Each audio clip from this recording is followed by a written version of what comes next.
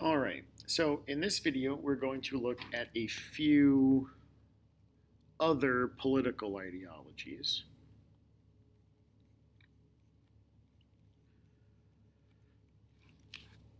So we're going to take just a little bit to talk about two of these kind of minor ideologies that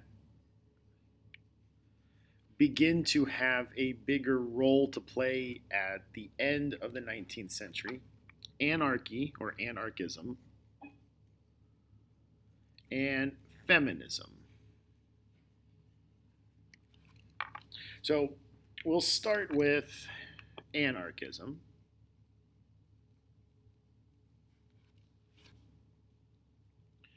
Uh, and despite what we might think about anarchy or anarchism, generally speaking,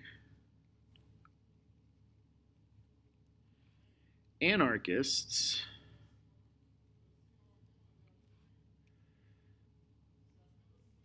saw human nature as a good thing. Like, anarchists saw people as good, and therefore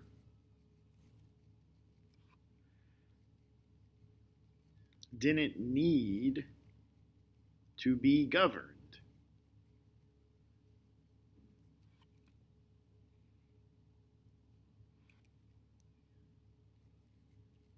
by a set of laws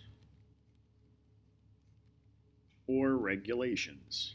The idea is that people are good and they don't need somebody to watch over them and make sure that they're being good. We don't need it.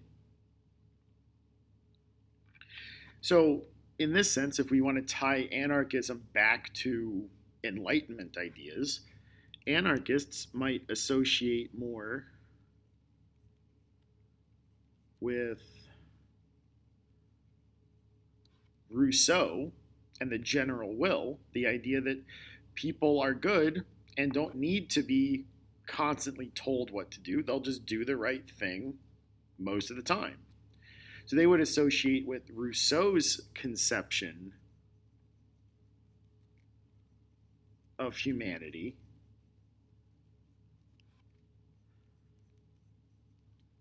rather than Locke or Hobbes.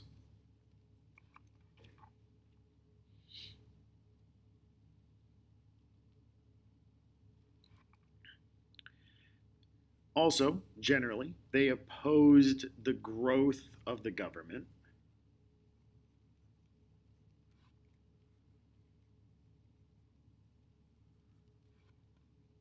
They didn't like the idea of government intervention in people's lives. They believed they could do it better themselves.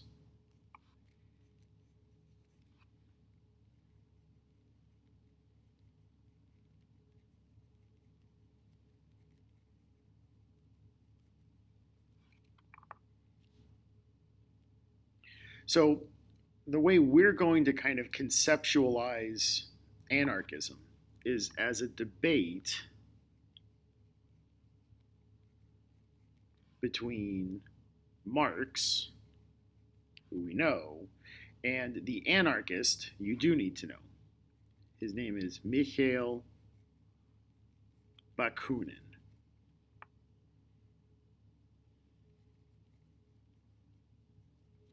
Who was a Russian anarchist slash socialist, depending on who you ask or what Bakunin was writing about. He was kind of right there on the border between anarchism and socialism. Now, Marx argued for a dictatorship of the proletariat.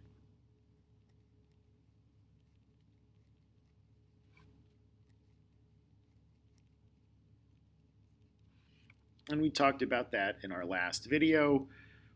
Marx wanted the working class to take over and for them to make decisions to benefit the working class.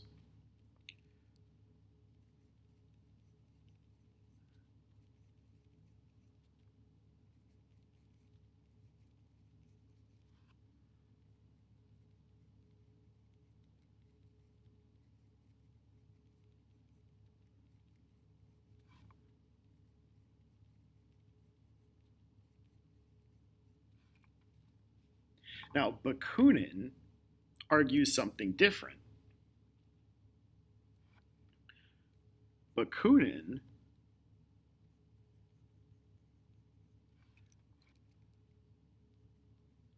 was against dictatorships.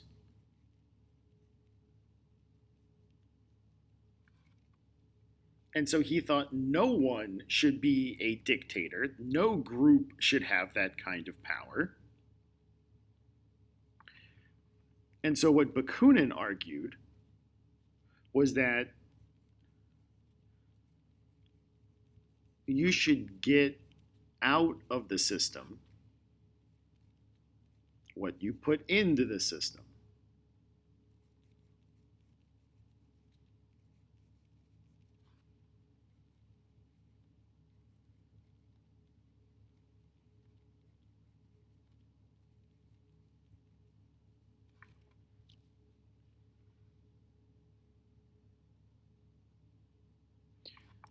We might have seen this before, quoted differently.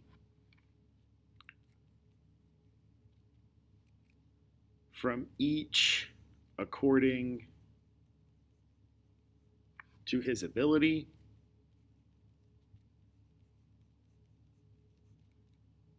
to each according to his need.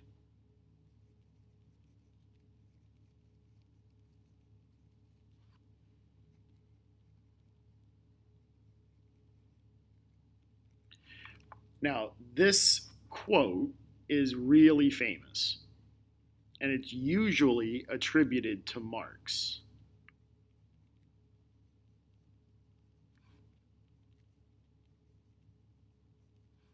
And Marx definitely said it, but he wasn't the first person to say it. That was Bakunin.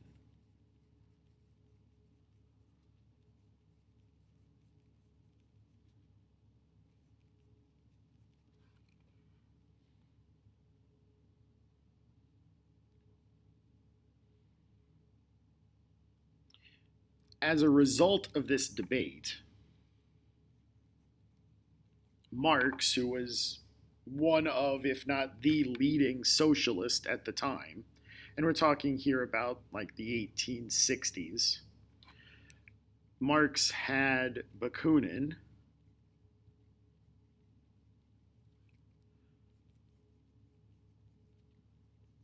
thrown out of the International Socialist Organization.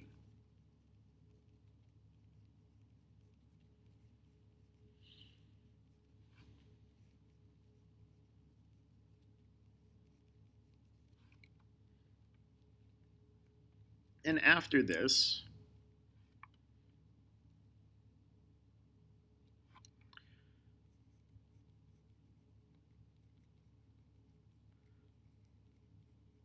Bakunin keeps going, and he argues for what we might call something like an anarcho-communist movement.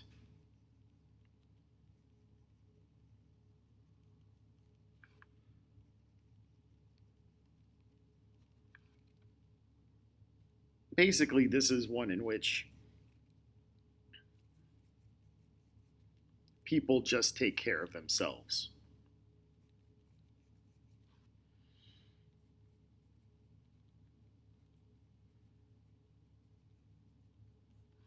And each other.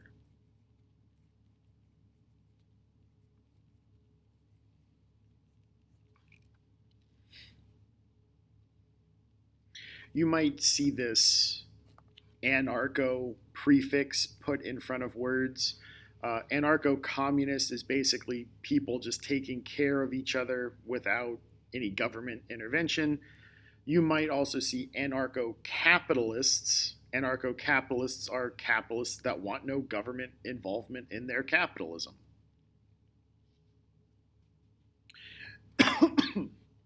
Excuse me. Now, towards the end of the 19th century,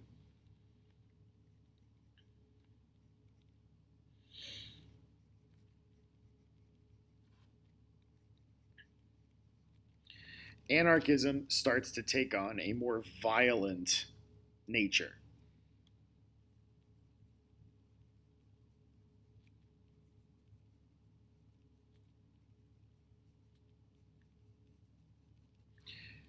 With the idea being, if you cut off the head, the body will die, which kind of leads to a bunch of assassinations. And we've talked about one of these. We've talked about Tsar Alexander II, who was killed in 1881. We could also talk about President William McKinley,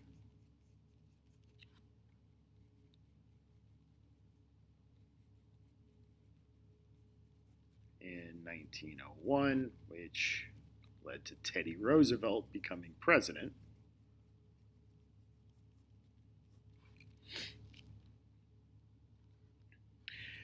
Because of this violence, anarchy or anarchism loses a lot of followers because of the violence.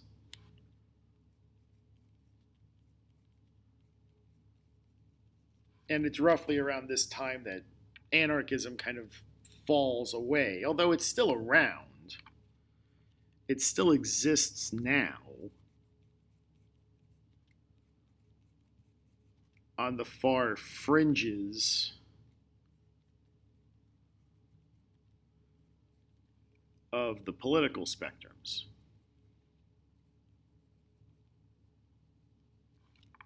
So, for example, like on the far right,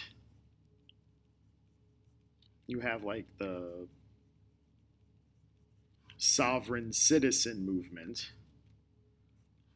which basically says that the government has no right to tax you, which is a garbage argument. And on the other side, on the far left, you have people that are like freegans, people who only consume what other people have thrown out. These people are more anarcho-communists, and those guys are more anarcho-capitalists, but they're on the far fringes of society. Okay, the other ideology that starts to make an appearance towards the end of the time period is feminism.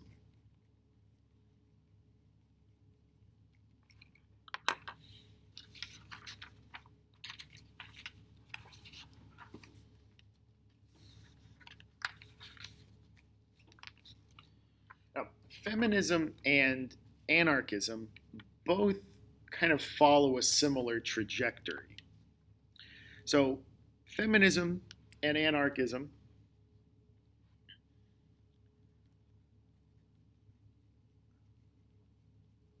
both kind of branched off of other ideas or other political ideologies. Anarchism kind of came out of socialism. Feminism is usually associated with radicalism.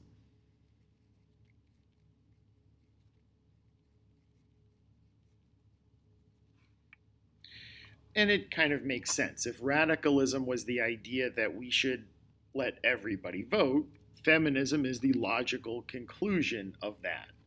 So radicalism was about opening the doors and letting everybody participate.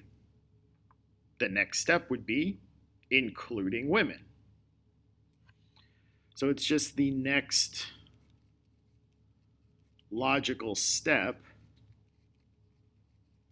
from all men participating.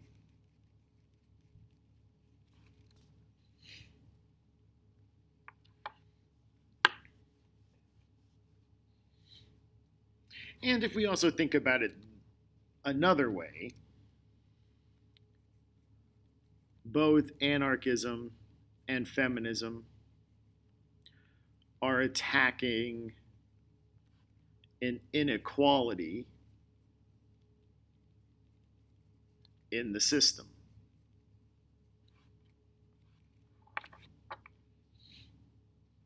So anarchism opposed the rules of government and capitalism. Feminism opposed patriarchy. So they're both kind of doing the same thing, but they're kind of on parallel tracks along the same trajectory. Now, when we think about the growth of feminism,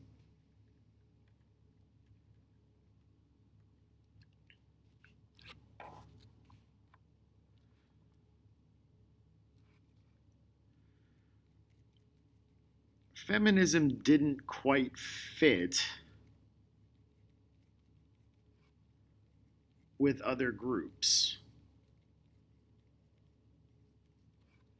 So radicals really didn't want to include women. So some radicals did.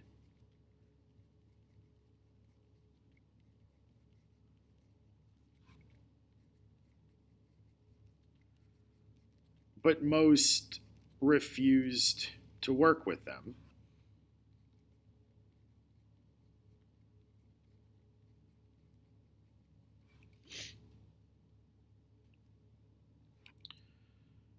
Socialists worked with women,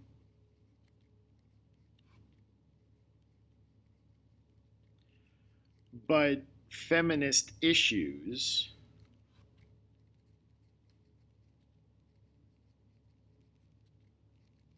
weren't the point of socialism. And their ideas kind of got drowned out.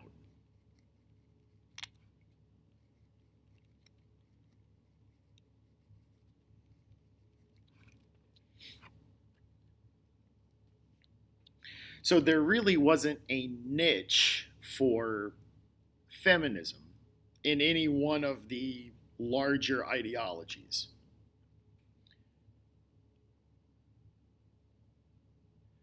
So feminists kind of had to do this all on their own.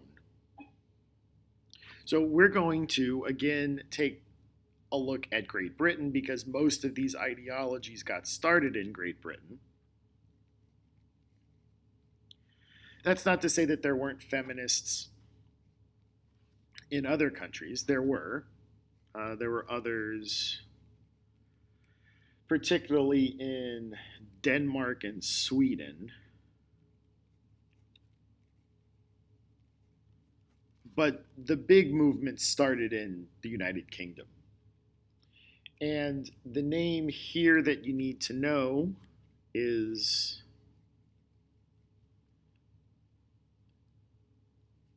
Emmeline Pankhurst.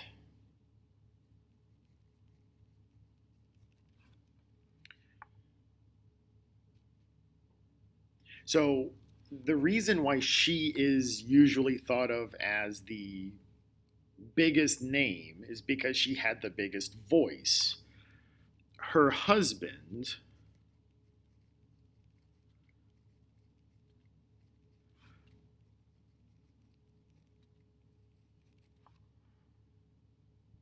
Richard, her husband Richard, was an important liberal politician and supported feminist ideas. So she had a loud megaphone in her husband. She founds the Women's Social and Political Union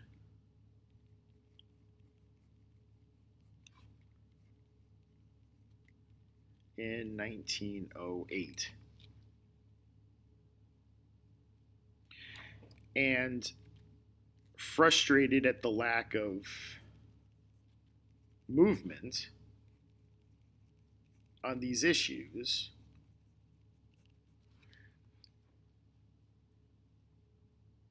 she goes about doing a bunch of acts of civil disobedience.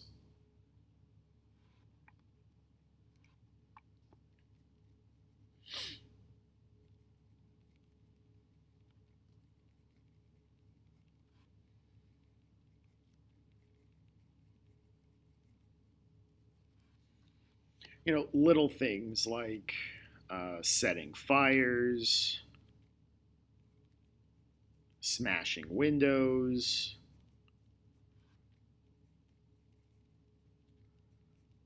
to get attention.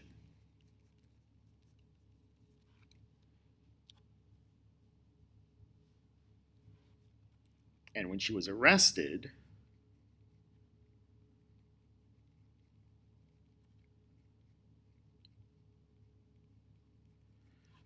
she would contact the press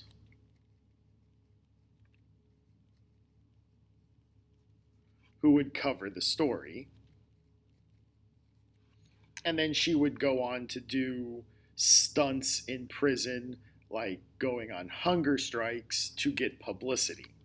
This was all for publicity to get people to pay attention to the movement. The biggest scandal that was associated with Pankhurst and her group was in 1913. A woman named Emily Davidson killed herself by running, onto the track at a horse race, and she was trampled to death.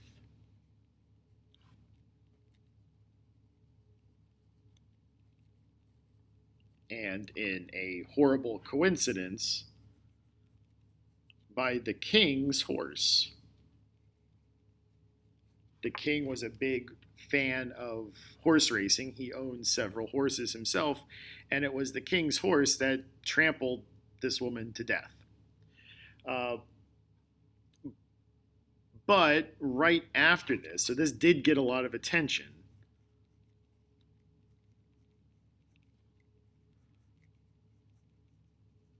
But soon after, World War I started, and the women stopped their civil disobedience campaign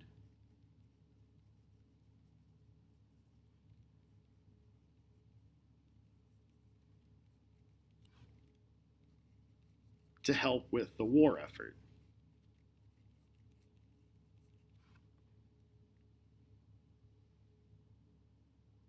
And then, soon after the war was over,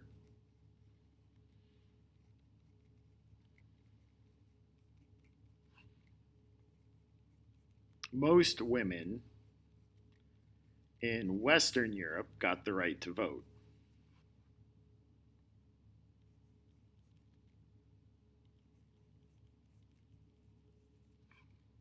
And United States too. This type of feminism, everything we just described here, this is called first wave feminism. And it was really about getting suffrage.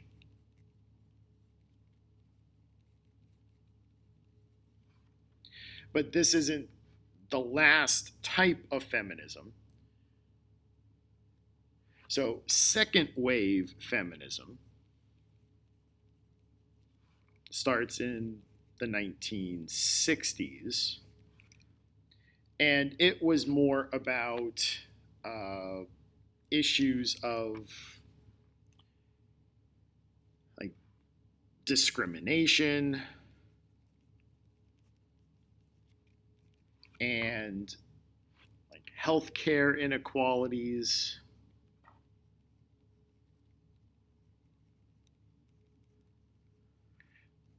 Things that are like de facto inequalities, things that aren't in the law but happen anyway.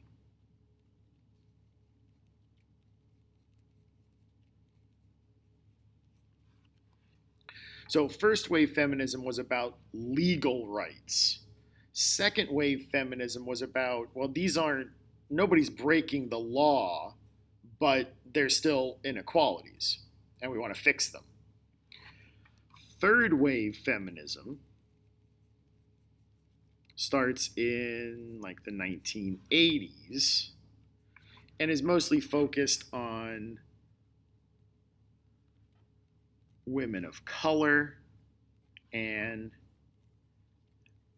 LGBTQ issues. So, minority women. And right now, people who study feminism say we're kind of right in the midst of the fourth wave of feminism, which is kind of like right now. And here we're talking about things like the